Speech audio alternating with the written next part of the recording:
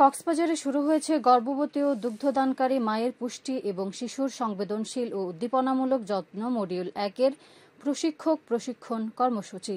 আজ অরুণোদয় স্কুলের সম্মেলন কক্ষে জাতীয় মহিলা বিষয়ক অধিদপ্তরের আয়োজনে মা ও শিশু সহায়তা কর্মসূচির আওতায় দুদিনব্যাপী এই প্রশিক্ষণের উদ্বোধন করা হয়। উদ্বোধনী অনুষ্ঠানে প্রধান অতিথি ছিলেন মহিলা ও শিশু বিষয়ক মন্ত্রণালয়ের সিনিয়র সচিব মমতাজ আহমেদ। প্রধান অতিথির বক্তব্যে সিনিয়র সচিব বলেন, মা একটি শিশুর বেড়ে ওঠার সূতিকাগার, তাই মাকেই তার শিশুর জন্মের পরের পরিচর্যাগুলো যুগোপযোগীভাবে করতে হবে। এক্ষেত্রে প্রসবের আগে ও পরে গর্ভবতী মায়ের পুষ্টি নিশ্চিত করা খুবই গুরুত্বপূর্ণ বলে উল্লেখ করেন তিনি।